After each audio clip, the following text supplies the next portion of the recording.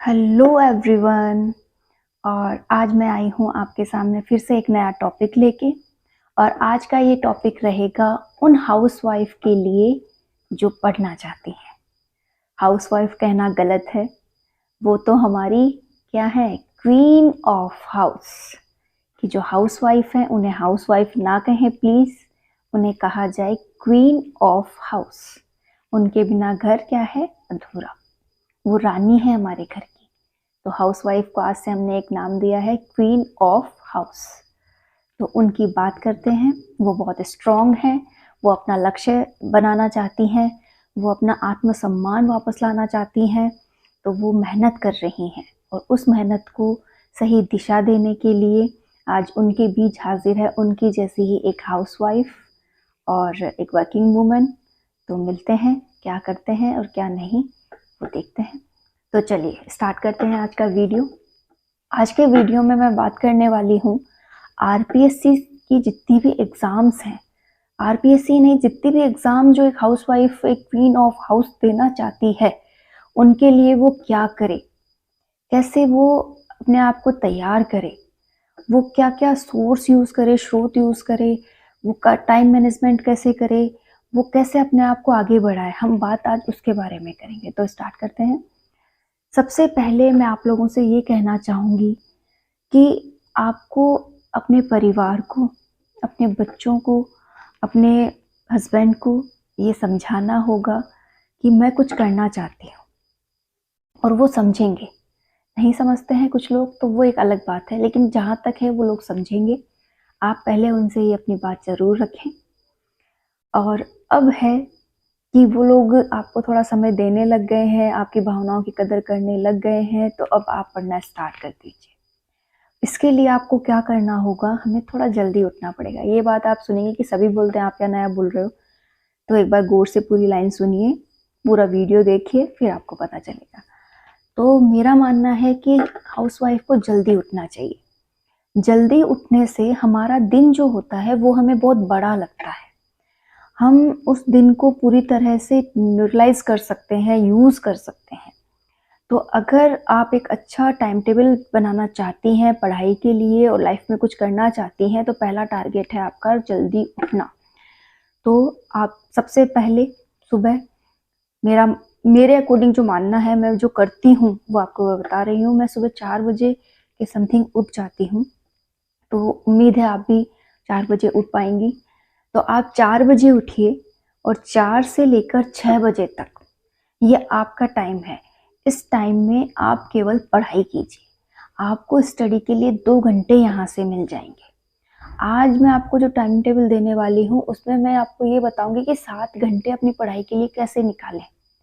इसमें रिवीजन भी आपका सॉरी, रिवीजन भी आपका बहुत अच्छा होगा, पढ़ाई भी होगी, आप परिवार को भी समय दे पाएंगे, आप अपने आप को पूरी तरह से इंगेज करते हुए, खुश रहते हुए आज का वे इंजॉय करेंगे। तो सबसे पहले आपको 4 बजे उठना है और 4 बजे से लेके 6 बजे तक आपको 2 घंटे की पढ़ाई करनी है। और इस समय आपको वो सब्जेक्ट चूज करने हैं, जैसे आरपीएससी की फर्स्ट ग्रेड की बात कर रही हूँ मैं, तो आपको only for psycho, history, polity, या फिर आपका थ्योरेटिकल खुद का सब्जेक्ट है तो वो, इनमें से कोई ऐसा सब्जेक्ट उठाना है जो कि याद करने का है, जिसके थॉट्स आपको याद करने हैं। तो उन्हें आप सुबह पढ़िए, वो आपको बहुत अच्छे से याद होंगे। तो 2 घंटे की जो पढ़ाई है उसे बिना ध्यान भटकाए आपको पूरा कॉन्सेंट्रेट होके करनी है। ठीक है, तो आप ये 2 घंटे पूरी अच्छे से पढ़ाई कीजिए। उसके बाद आप इजीली 6 बजते ही आपके घर के कार्यों में लग जाइए, और अपने बच्चों के लिए टिफ़िन बनाना, हस्बैंड के लिए टिफ़िन बनाना, और घर की साफ़ सफाई, नहाना धोना, बच्चों को तैयार करना, ओवरऑल जितने भी काम हैं आप आराम से करते हुए 6 से 10 के बीच, 10:30 के बीच का आप टाइम यूज़ कर सकती हैं, और बहुत अच्छे से अपने घर के सारे काम आप आसानी से निपटा सकती हैं। मैं अपनी इन क्वीन ऑफ हाउस से ये कहना चाहूँगी कि जो भी आप काम करें प्लीज़ मन से करें, पूरे समर्पण से करें, हड़बड़ी में नहीं, गुस्से में नहीं, पूरी तरह से अपने परिवार को अपना परिवार, अपना धन मानते हुए करें कि अपनी जो पूंजी है वो परिवार है। अपने बच्चों से प्यार से, बच्चे चाहे परेशान कर रहे हैं तो उन्हें प्यार से समझाइए, गुस्सा ना करें, उनका सारा काम कर दीजिए और कोशिश मन में ये लेके चलिए कि जो आज परिस्थितियां हैं वो ऐसी नहीं रहेंगी, आगे चल के बदल जाएंगी। आपको ये भी बात ध्यान में लेके चलनी है। तो बिना गुस्से करे फुल ऑन स्पीड। सबसे बड़ी बात मैं जो आज बताना चाहती हूँ आपको, कि आप अगर धीरे काम करती हैं तो थोड़ा स्पीड बढ़ा लीजिए प्लीज़। जैसे जल्दी जल्दी हाथ चलाना, हाथों पे ध्यान दीजिएगा, आपके हाथ कितने तेज चलते हैं, थोड़ा स्पीड बढ़ाइएगा। तो स्पीड बढ़ाते हुए आपको वो घर का काम ख़त्म करना है। तो 6 से 10:30 के बीच में ओवरऑल आपको ये मान के चलना है कि मेरा काम हो गया, और कोई बच रहा है तो उस पर कल पे डालिए कि अगर मेरे कपड़े एक्स्ट्रा थे तो मैं कल धो दूँगी, मुझे ओवरऑल काम करना है। 10:30 तक मेरा मानना है आपके हस्बैंड और बच्चे वगैरह सब स्कूल जॉब पर जा चुके होंगे, आप एक बार का सारा काम कर चुकी होंगी।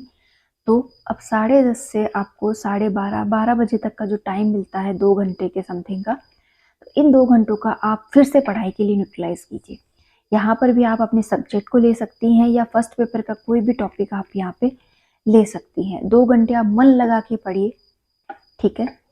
अब जब आप 6 से 10:30 का जो काम कर रही थी ना, उसमें आपको क्या करना था, जो 2 घंटे आपने पहले पढ़ाई की थी उसको रिवाइज करना था अपने माइंड में, ठीक है। और वहाँ से जो आपने कमियां छूट गई, यार ये तो पॉइंट याद ही नहीं आ रहा क्या था, तो वो भी आपको क्या करना है, यहीं 2 घंटे में उसको वापस से रिकॉल करना है कि क्या मिस हो रहा था, वो भी आपका यहाँ हो जाएगा। अब आप फिर से उठिए, अपने दोपहर के खाने के बारे में तैयारी कर लीजिए, अपने बच्चों के आने वाले हैं तो उनके लिए कुछ बना लीजिए, आपके बच्चे आ गए हैं तो उन्हें आप फिर से घर के लिए रेडी कर दीजिए, उन्हें खाना पीना करा दीजिए। मतलब आप ओवरऑल अब काम कर सकती हैं 12:30 के बाद। तो 12:30 के बाद आप 2 बजे तक मेरा मानना है ये काम कंप्लीट कर लेंगी। अब आपके पास फिर से टाइम बचता है 2 से लेके शाम के 5 या 6 बजे तक का।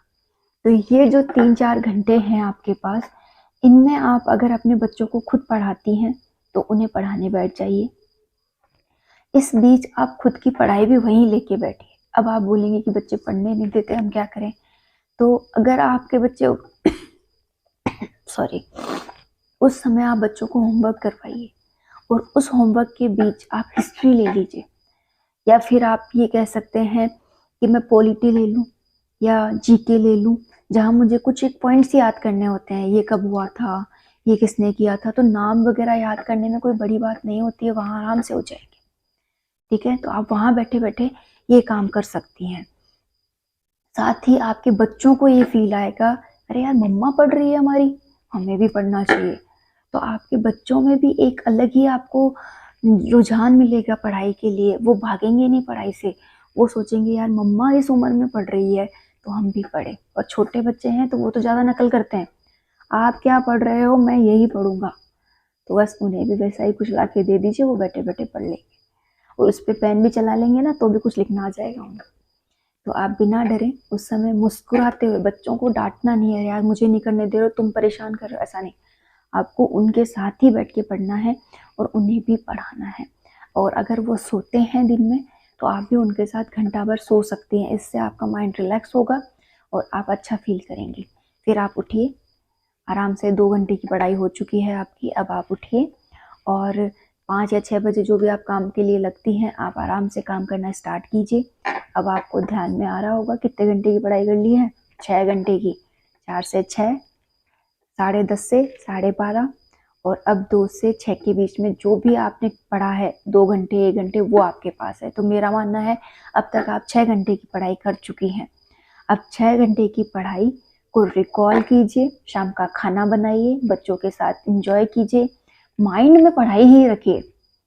माइंड में तो आपको क्या करना है, पढ़ाई ही रखनी है, बच्चों के साथ खेलते हुए भी, खाना बनाते हुए भी। और हाँ, अगर आपको कोई ऑनलाइन क्लासेस भी लेनी होती है तो आप खाना बनाते बनाते कभी भी ले सकती हैं। रोटी बनाते वक्त आप अपने ईयरफोन को कान में लगाइए और उसके साथ ही फ़ोन को साइड में रख के आप उसे देख सकती हैं। और अगर फ़ोन से नहीं लेती हैं तो आप अपने माइंड में रिकॉल कर लीजिए, और जो भी आप पढ़ें उसको कॉपी पेन के साथ ही पढ़ें, और रफली कुछ भी लिखते रहिए। जैसे कोई नाम आया तो लिख लिया, कोई डेट आई तो लिख ली। और ये जो रफ पेज हैं आपके, इसे आप अपनी रसोई में या फिर कपड़े धोते हुए, या फिर आप खड़ा पोछा लगाती हैं तो पोछा लगाते हुए, किसी भी वे में आप इसे अपने पास रखें और रिकॉल करती रहें। बेटा, पूरा समर्पण चाहिए होता है पढ़ाई के लिए। जब तक आप पूरी तरह से समर्पित नहीं हो जाएंगी पढ़ाई को लेके, आप पढ़ाई नहीं कर सकती। आपको ये लगता है कि मेरे सपने हैं, मैं कुछ बनना चाहती हूँ तो कोई आके पूरा कर देगा, नहीं। और ये परिस्थितियाँ और ये लोग मेरे अकॉर्डिंग बदल जाएंगे, ऐसा भी कुछ नहीं होने वाला है। आपको इनके अकॉर्डिंग ढलना पड़ेगा। आपको अपने सपनों को पूरा करने के लिए एक अलग वे में मेहनत करनी पड़ेगी। तो थोड़ा सा तो मेहनत करना बनता है, बहाना नहीं बनाना है कि मेरे तो ये परिस्थितियां हैं, हस्बैंड मेरा थोड़ा साथ कम देते हैं, बच्चे मुझे बहुत परेशान करते हैं, मेरी सास ऐसी है, मेरे ननद ऐसी है, वो मुझे ये बोलते हैं, वो मुझे ये बोलते हैं। अरे, इन सब को छोड़िए, एक कान से सुनिए, दूसरे कान से निकाल दीजिए। और ऐसे लोगों की संगति में कम बैठिए जो आपको क्रिटिसाइज करते हैं या आपके बारे में नेगेटिव बोलते हैं, यार ये काम नहीं करती है, ये वैसी है, ये वैसी है, तो उनकी बातें मत सुनिए। ओनली फॉर अपने करियर पे फोकस कीजिए।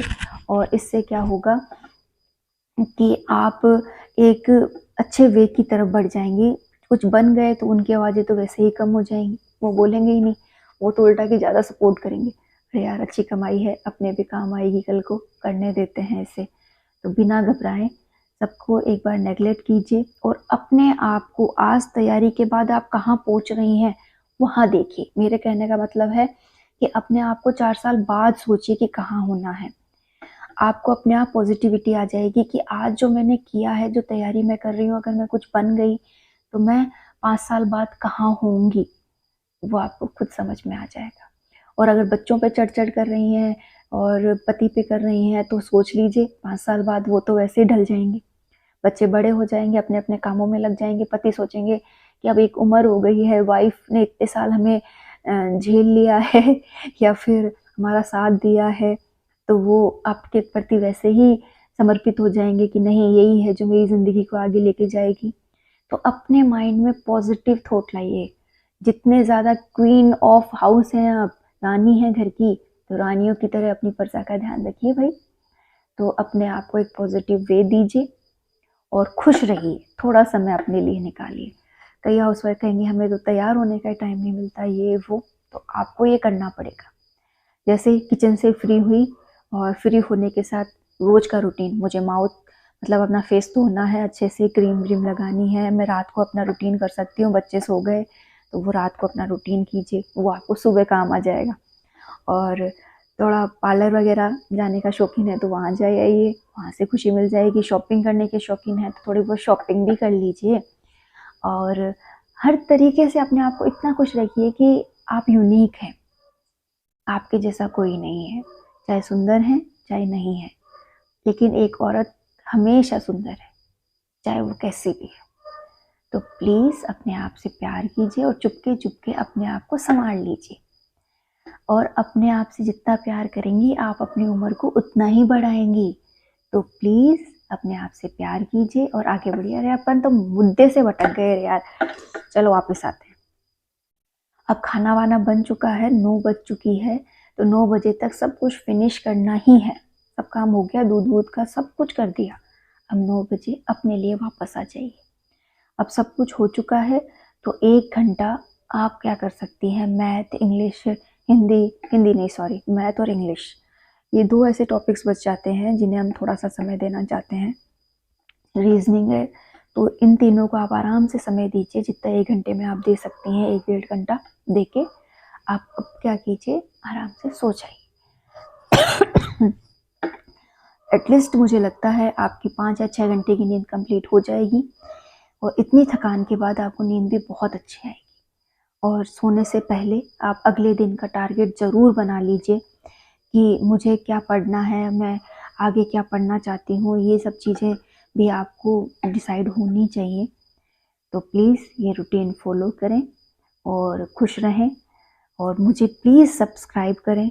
और आपके मन में कोई भी डाउट है, आप कोई भी बात जानना चाहते हैं तो मुझे कमेंट करें, मैं आपकी कमेंट का ज़रूर जवाब दूंगी।